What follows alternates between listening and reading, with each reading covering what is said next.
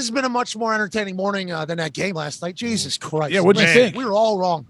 I mean, we should have known, I guess, but how do you know? Like, we didn't know that Atlanta's not going to do anything offensively, not going to be able to run the ball, and Carolina was going to pound the ball on these dudes, and it just, overall, I mean, not a super fun game to watch, I would guess, but still, like, I thought Atlanta would do competitive. more.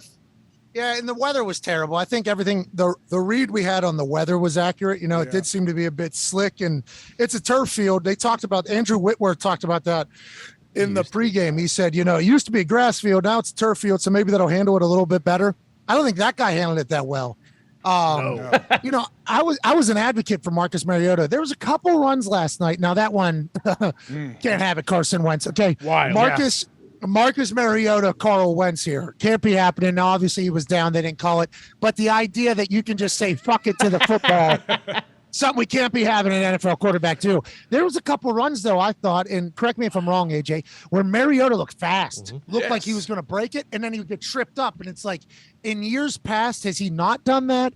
And are other quarterbacks skirting through those? Because there's a couple times where it looked like he got tripped up where other guys maybe don't, and he would have been out for like 15, 20 with how fast it looked. But Panthers made all the plays. Congrats to them, and congrats to PJ Walker continuing to lead that squad amidst all of the question marks of what the future looks like. Yeah, I think early on, too, there was a few plays from Cordarrelle Patterson, who he was like, what happened to him? He was like a shoestring away from breaking a couple long runs. I feel like that could have kind of changed the whole momentum of the game. What the hell happened to him? And, you know, Foreman scores for the Connor boost. That baby Foreman. Yeah. We appreciate that. Then there's like 7 minutes left or whatever. And we appreciate Foreman getting in there at the end of the third, giving us hope so we have to kind of stay awake for the rest of the fucking game. You know, that's kind of what happened. But what happened to Patterson? He wasn't in. They got dominated up front. They feel like they didn't Artie Smith say after the game, we got beat up front, like both front, offense, defense. Yeah, but he wasn't even on the field. Yeah, he didn't get touched.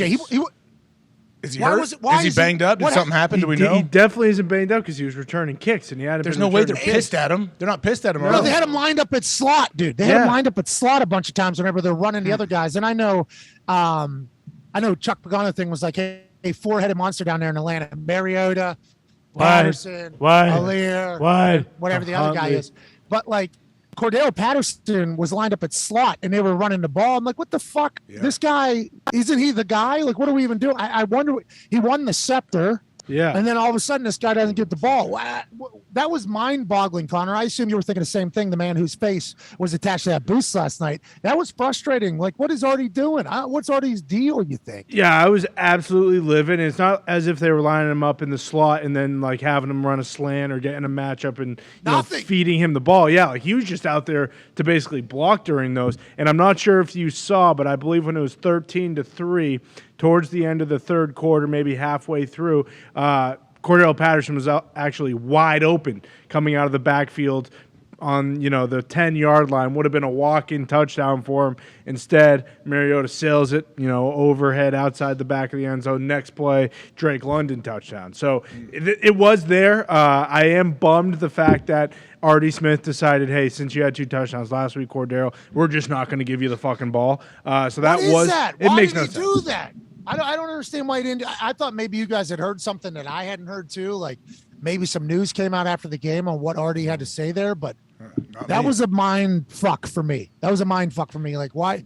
Because he clearly wasn't hurt. No, because you're talking about him not doing anything on the slots but blocking. There's a couple times where he didn't block, where the whole pile almost ended up under his feet, and like he almost got hurt again. I'm like, why is that guy? He's the guy. What do we? They go through him. Nonetheless, it seems congrats to the Panthers. We went for the Panthers. Horseshit, but I mean, for the Panthers.